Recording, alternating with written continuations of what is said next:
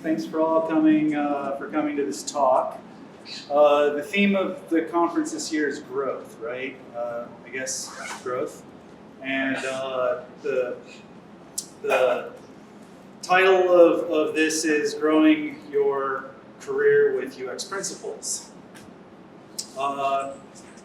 So I'm going to go a little off script here. This is the first time I've tried note cards for one of these things. It's going to be interesting. No PowerPoint. Hope I'm not disappointing anyone that it's not Keynote or video with isolated meme photos, right? That we leave up there for chuckles. So the inspiration here for me really is something that I feel that I have to be fairly vigilant with. To be totally 100% honest, these are not necessarily things that I'm always that great at, but it was advice given to me long ago, not quite this way. I think it was much simpler. But just keep that in mind, okay? I guess it's something that I use, I continue to use, I always use. Let's start with just a quick poll. I don't know if this will work based on the room size, but how many of you here have been, well, in the location? Shit, this might bomb. How many of you here have been to a restaurant at some point this week? Raise your hand. Okay, it's almost everyone.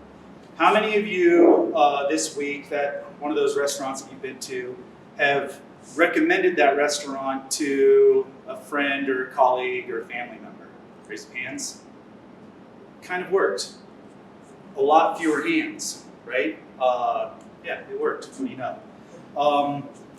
So what was it about that experience that led you to make the recommendation to someone else? Well, it probably met your goals, right? And goals being that you were hungry, that's kind of table stakes. If you go to a restaurant and end up leaving without having been fed, that's usually a pretty bad sign. But you had certain expectations when you went, perhaps. And not only did that experience meet your goals and meet your expectations, it somehow went a little bit above and beyond for some of us here, right? How many of you are here at the conference with a colleague, with somebody that you work with? Raise your hands. Okay. How many of you didn't raise your hands because you know where this might be going? Yeah, so think about whether or not you would recommend your colleague to another job. You got a new job. Would you recommend them? But more importantly, would they recommend you? Would they recommend you? And these are colleagues. These are people that we work with day in and day out.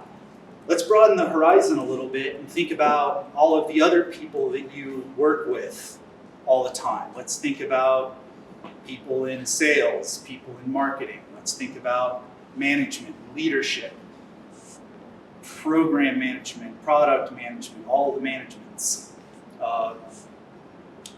Would they recommend you based on their goals and the experiences that they've had with you?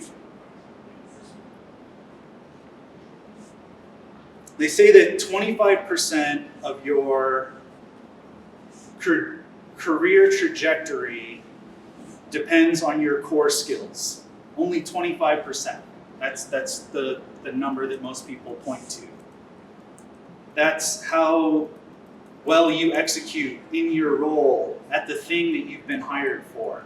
And the rest are these nebulous soft skills that are really difficult to come by for a lot of people. They're hard to develop.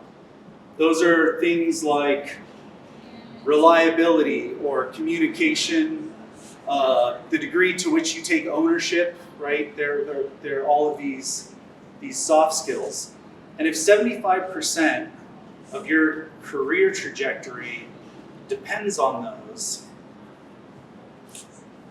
how do you execute on that? So my name's John McRee. I'm fundamentally a UX designer, user experience designer. I've been called an information architect, and I've had the title of interaction designer, web designer, multimedia designer. I've been a lead, a director. I've been an architect and a bunch of other inflated titles. At one point, I changed my LinkedIn title to read Chancellor of UX. I think at one point it may be Rogue Leader right now. I don't know. I'm not sure. Or Warlord, UX Warlord. I like that one a lot. And currently my role, regardless of my title, it's also my title. But I'm a manager. I'm managing people. Really, for the first time, I'm 3 months in at managing other people. It's about the same money as what I was making as an individual contributor, so you can kind of I think that tends to be true in many cases. As a consultant, private consultant, had times where I was doing much better. I'm working way harder than I ever have before. Holy shit. Busting it up. And, but there are definitely, they told me there's going to be a lot more darkness and a lot more light in this role, and that's very, very true. But one of the things that I really enjoy, and I actually realize how important this is delivering lessons like these. How do you grow your career? And when I stepped into the role, I had a lot of designers who had this question: how do we grow our career? And we looked at a lot of things. There's career frameworks that basically map to that 75-25%, looking at it overall. But the thing that I kept coming back to was, wow, a lot of these things can be hacked and learned by the same principles that we use every day as designers. So I've been at this now officially for 2 decades. I just hit that mark. I've worked in agencies, I've been in-house, like I said, freelance consultant for a while. And at this point in my career, I have worked with dozens, literally dozens, plural dozens of designers, and hundreds of people that weren't designers. They touched other parts of the organization, hundreds. And let's face it, in this industry, 2.5 years is a pretty good run. 5 years is like a mini career, right, in this organization. And those hundreds of people that I've worked with at this point have scattered all over the place to the wind. They're out on the East Coast in Boston and New York. They're on the West Coast, San Francisco, Seattle. And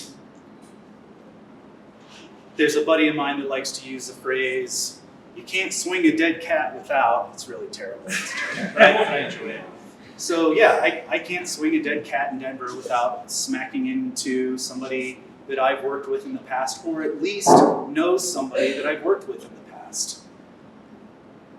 So think about the people that you've worked with for a second. All the people that you've worked with, where are they now? How far has your network spread? And what kind of experiences have you had with those people? So now I'm at Aetna, right? As a manager, Aetna Design. It's cool endeavor, like the company, I dig it. Before I joined, there were half a dozen people there that I've worked with in the past, that I have a lot of respect for. And they have reputations that I understand, and literally that was the thing that attracted me to the job more than anything else. Like, why the hell are these people all working at Aetna? What's going on at Aetna? What's happening over there? So I gave them calls, talked to them all. Like, what's the challenges that you're facing? What's terrible? What's good about it? And I knew to trust them because of their reputation. And all of them, through the interview process, any one of these people could have thrown up red flags and said, man, don't hire this guy. You know, John's an asshole. And, but they didn't. I had a reputation. They understood my reputation. Prior to Aetna, I spent 2 years as a consultant. And for 2 years, I did 0 biz dev, none whatsoever. People came to me. I don't have an online portfolio. I don't even have a website. My wife, who's a writer and a business strategist, kept begging me to build a website. And I kept telling her, I don't know if I need one right now, because the work keeps coming in. And I worked for startups, a global investment firm, and I'm kind of patting myself on the back here, but my reputation carried me forward. And the people that know me and know me well, and the people that have worked with me, and they're all over the place, and those were my connections in getting these gigs. They know that, okay, yeah, John is a good designer.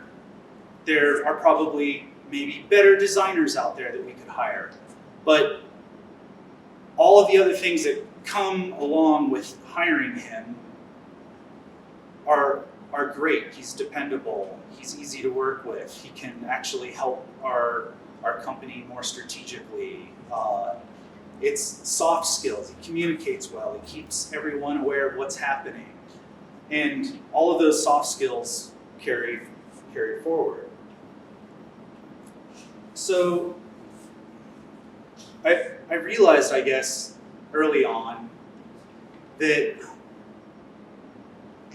as fundamentally an experienced designer, an interaction designer, I need to design the interactions. I need to design the interactions of the people that I work with. It's important to my career growth, right? If you want to grow a product, if you want your product to be successful in the marketplace, we know that every experience matters, every touch point matters. And if you're thinking about your own career, why wouldn't you apply those very same principles? Everything, every interaction, every experience has a positive or negative effect on the perception and also potentially the reputation of a brand. So how do all of the accumulative experiences and interactions with you affect your reputation? And it's something to consider day in and day out. So today, I'm going to tell a story about a huge friggin' blunder that I made that kind of turned on the light here.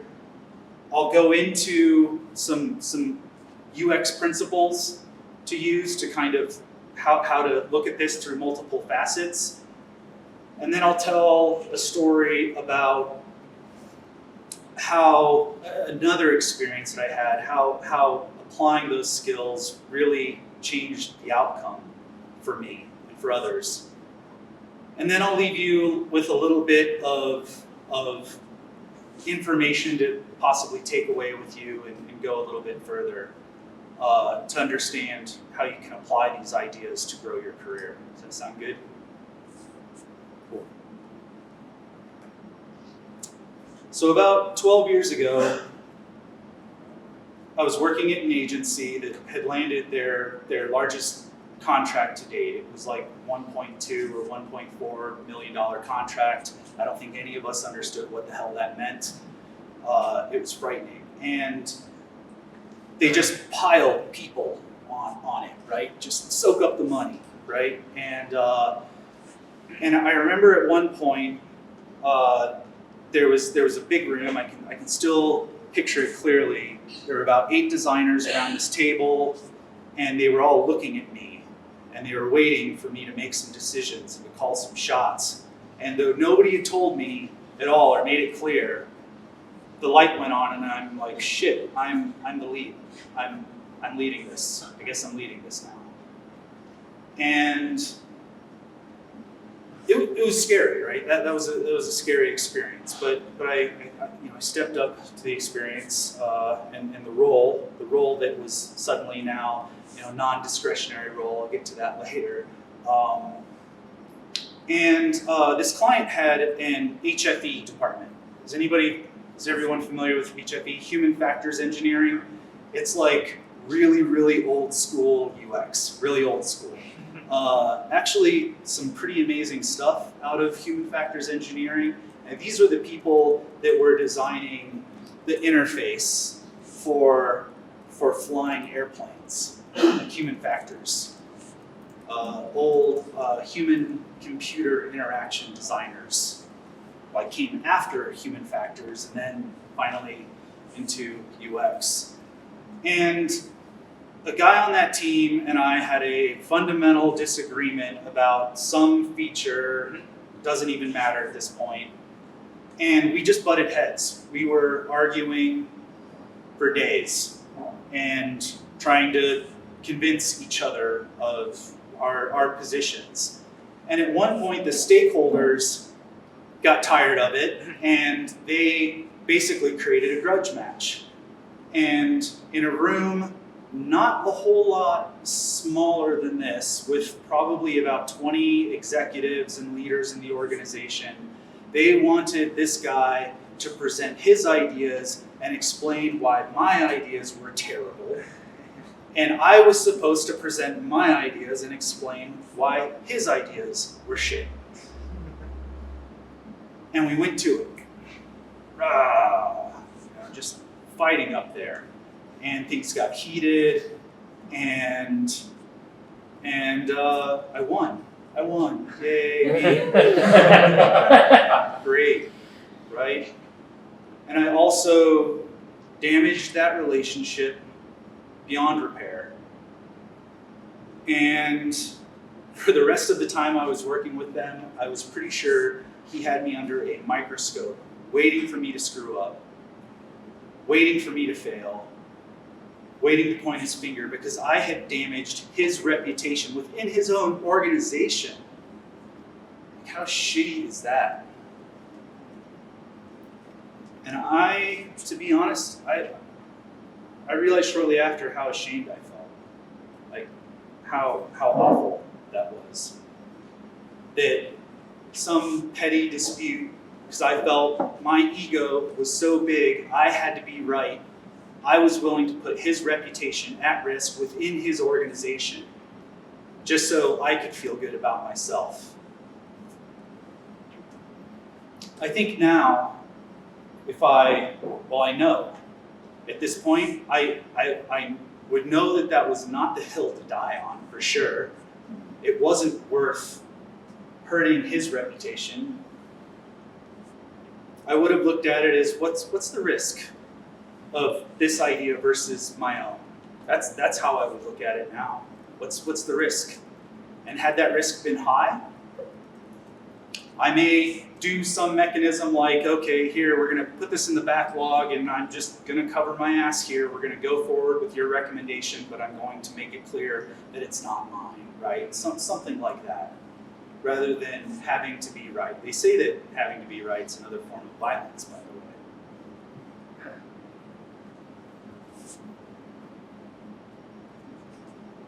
So, yeah, I screwed up. And it's not like that was the first time either. I definitely, and It's happened since then as well. I've messed up plenty of times. But I've learned that the same principles that I apply to my practice of UX can help keep me away from those situations. So in UX, in user experience design, we are hyper-focused on user goals. What are the goals of the user? And what does success look like for them? What are their motivations? What are their fears? What are their expectations? Whether those are right or wrong, we don't care. We just try to understand, try to get to the heart of it. And I'm not talking about personas here, guys. Like, fuck personas. They're just a petty abstraction of a lot of actual research at their best. I'm not talking about you guys going out and creating a Mary from marketing persona, or Phil from finance, or designer Doug. How many of you think of people in terms of their departments? I do sometimes. I get caught in that trap. The sales team. Well, the sales team thinks this, and they do this, and blah, blah, blah. Or the marketing team. Or PMs. And what I'm talking about today is understanding people. People, the humans, the people that you work with. In user experience, we think of things in terms of a triad. There's the user, but there's also the business that we have to somehow balance, and business goals. And typically those goals, they're in conflict a lot, right? If it was totally up to our end user or customer, the shit would be free, right? That's what they'd like. That's their goal. And then the third arm of that are the constraints and opportunities within the system that we're working on, right? The platform. So as a UX designer, we're focused on users. We have to be the representative of that arm of the end user, the customer. And in this context, working with your coworkers and building that reputation and designing those experiences that those people have with you, you're not the user. You never were. In user experience designers are not the user, and you aren't here either. You're the business. You're the one with the ulterior motives. And just think about that for a second and how that turns the paradigm a little bit. You have ulterior motives. They have the goals that you need to be hyper-focused on. Their goals are the ones that you're trying to solve. If you can solve both, fantastic, great. And then the constraints and opportunities of the system, well, that's just the place you're working in. That's the job. That's the organization. And there's a lot of dynamics there. What kind of pressures are everybody under as a result of that? Right? What does the workflow look like? How is their job and their job context different than yours in the system?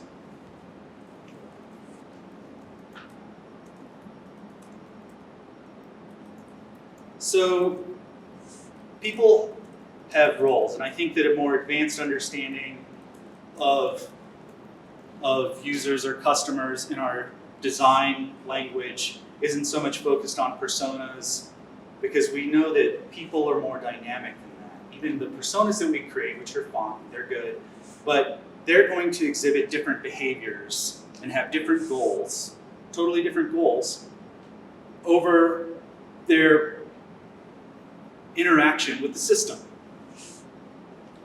In this case, I'm the speaker. That's my role right now. I'm just John, right? I'm John. But right now, I'm playing the role of speaker. I don't normally talk like this. I certainly don't wave my hands like this. You playing the role of the audience, you don't typically sit in a chair and just stare at a person for 30 to 45 minutes, right? That would be freaking weird. But it's totally acceptable, fine, expected, etc. I have a goal to not completely sound like an idiot. Those are my goals, right? You might have goals to learn something or to be entertained. So in our roles, we have these very specific, very unique goals at this time, at this moment, in this context, right? So when we're thinking about people in their roles, we think about context, characteristics, and criteria. And it really is criteria for success, but the S doesn't work as well with the C, so we call it criteria. Is ways to understand or dive deeper into the nuance of those goals and how we might help people achieve those goals. When I'm talking about context, I'm talking about the activity of someone in that role. What do they have to do in that role? Do they have to move around a lot, wave their hands? Do they have to ignore a bunch of noise and shit happening around them? That's the activity, right? Or do they have to pick a thing up and move it over here and drop it off? Do they have to transfer information? Context is the social situation that the role occurs in. It's the relationships involved. That's the context of the role. What kind of background does a person bring to that role? To that particular role? What's their background in that role?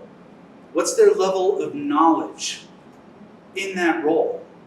You see, when we start to think of our coworkers and the people that we work with that are going to fundamentally determine our reputation and our career and going to spread out all over the friggin' place, what are they bringing to that particular role, that moment? Is it a discretionary role? Is this something that they have to do or that they want to do? When we talk about characteristics, we think of orientation. That's their attitude and emotion that they bring into that role. How frequently do they have to do that thing? If it's infrequent, they probably are going to be a little bit uncomfortable. How intense is the role? What's the duration? All of these things. How critical is it? What's the volume? These are the type of things to think about. And then we get to success or the criteria for success, to give it another C. And is it that it's easy or efficient? Is it memorable? Is it fun? Like all of those things that we might think of as usability goals, which sometimes are in total conflict with each other. Whenever somebody says make it usable, by the way, that's complete horseshit. It could mean so many things. So I'm a manager now, right? And I have to play so many different roles. I'm sure you do too. How many roles do you play in your current job? Okay. As a manager, I am a cheerleader. I'm a mentor and a coach. I often play the role of the protector, right? Arr, get away from my design babies, right? I'm an organizer. I play the role of frigging info parser because it's just all coming in. I have to get the right stuff to the right people.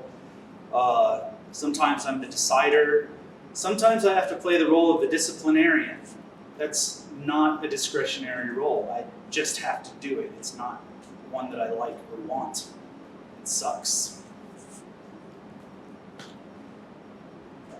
So, using this model, thinking of roles, thinking of the context of goals of the user versus what the business needs to get out of it within the constraints and opportunities of the system, plus the context, characteristics, criteria. In user experience design, we can use all of this information to make a lot of decisions about how to build great software, right? Every single step, every experience, every touch point along the way.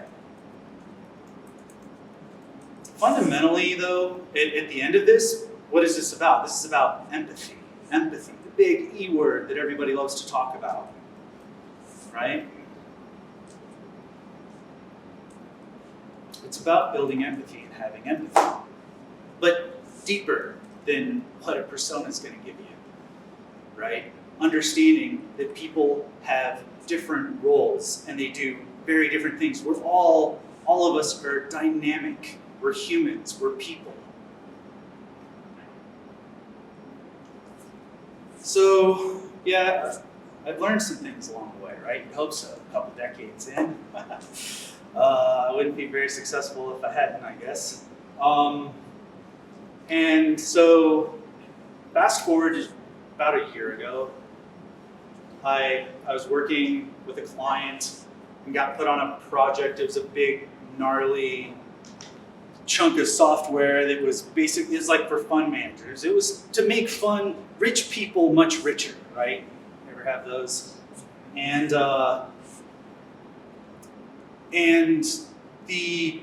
there was a developer that I'd be working with.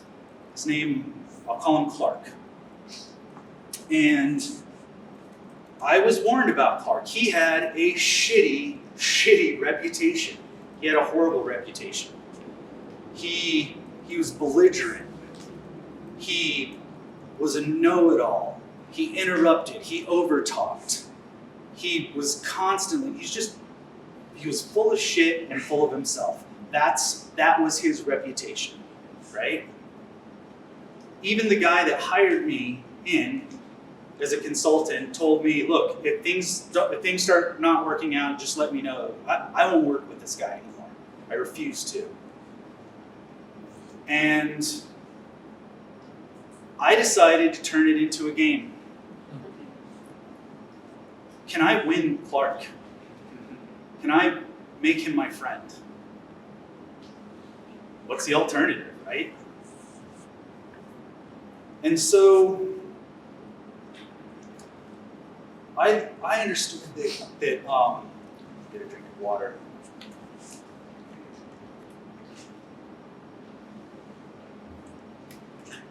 I figured out the role that Clark had the hardest time with was collaborator, right?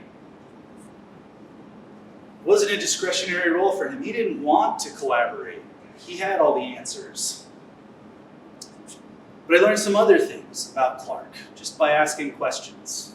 All while, yeah, he was a total pain in the ass. But I learned that he was a contractor. He was basically responsible for everything, all of the front end, like front end dev, the entire program. He was also had deep expertise in a framework that was dying, right? He had a rapidly narrowing area of expertise or possibility. So I thought about some of those things, and there's more, and just the way that he spoke, and just trying to figure him out, who he was as a person. And I realized that his goal, maybe it's just to be valued. Be valued, simple as that, as a goal. My goal, my ulterior motive, is to get shit done in the right way, right? The business constraint is we had to work together. We had to figure this out in a short timeline on a shitty framework. And then there were all of these other relationships that he had soured along the way. These people that didn't want to work with him. And I had an epiphany, I had a hunch that maybe what he needs from me is a lot of praise. To focus that light of success on the things that he's doing right, because so much had been focused on all the things he was doing wrong for so long. And as we talked, had one-on-ones, a lot of one-on-one collaboration in design and development, and I just kept pointing at the things like, yeah, Clark, holy shit, that right there, that's awesome. That thing's awesome, and it was real. You know, I wasn't blowing smoke up his ass. Like he does good work. He's just tough to work with, and so I just tried to make myself aware of when things were going right and how, and just pile on that feedback, that success, and then take that success and those stories and share them out with the rest of the team that really hated working with him. And as I did that, our working relationship got better and better and better and smoother. And in fact, his interactions with the rest of the team started totally like loosening up. It was amazing. Some people started reaching out to me like, what's going on here? Like, he just seems like a different person. And don't get me wrong, he was still a total pain in the ass sometimes. At one point, I had to hang up the phone. Even though I do this, it wasn't that. It was more like, you know, that. Because he just kept interrupting me. Every time I tried to say something and I'd wait for a pause, and then I'd begin speaking, and he'd just jump in. And I hung up, and he messaged me on Slack like, hey, did you lose your connection? I'm like, no, dude, I hung up on you because we weren't having a conversation. And I think he said something shitty like, whoa, I'm sorry that you feel that way. You know, totally passive aggressive. But yeah, it improved the relationship, right? We were able to get a lot of stuff accomplished. And his reputation was improved somewhat. Would I recommend him? Nah, probably not. Would he recommend me? Maybe.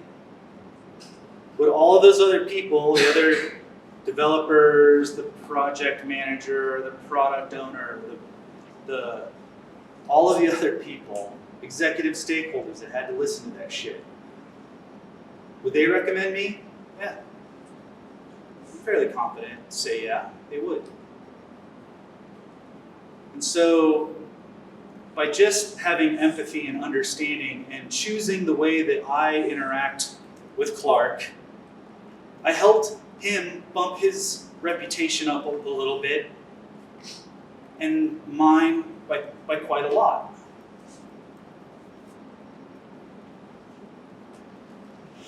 So you guys came here to learn and perhaps lead with tools, and I don't want to ignore that. I talked about some UX ideas. I really, if there's only one thing to take away, it's having empathy for the people that you work with, because those people are going to hugely influence your career trajectory. I've read a few business and leadership books, and oh man, some of them are so bad. It's like 300 pages that can be summarized with one of those, drawing things in like 5 minutes on YouTube, which I could probably just in one sentence, have some fucking empathy, right? That's the message. No need to read that 300-page book. There's some good frameworks out there to look at. The like DISC or social styles. In fact, the more that you geek out on communication frameworks, the better. Social styles describes 4 different types of people and what they need out of communication in order to make decisions, and how they make decisions and process information, and how they typically communicate to others so that you're not put off when you encounter somebody who's very, very different than you. A couple books that I would recommend, actually. There's Radical Candor by Kim Scott. That's a fresh one. It's a new one. That one, I think, gets interpreted every once in a while as an excuse to be an asshole, so please, please, please don't do that. But fundamentally it says that we should give other people feedback, but do it with kindness. Do it for them, with kindness and empathy towards them. Another one that's really similar to that is Crucial Conversations by Al, I think it's Switzler, et al. And others. There's also some life principles that help. How many of you are familiar with Byron Katie, The Work? I'm a weirdo. It's some weird shit. Yeah, you're weird too. Right on. Yeah. So basically, the idea of the work is all of those negative feelings that we have around towards people or situations. Think about those. Stop yourself and ask yourself that thought that pops into your head when you think of that situation or you think of that person. Stop yourself and ask yourself, is that true? Is that really true? Oh, this sales guy's a complete fucking moron. Wait, is that true? Is that true? The second question is, do I absolutely know that's true? And then finally, how would I be different if it wasn't true? Related to that is a concept, quote, whatever, by Rumi, the three gates. Three gates that all thought must pass through before you speak. The first gate, totally related to the work, Byron Katie, is it true? Is what I'm about to say true? The second gate, is it necessary? I'm guilty of not filtering through the second gate oftentimes. And then the third, and I think that this is definitely the most important to this particular topic, is it kind? You can be honest, truthful, give negative feedback. You can do it in a kind way.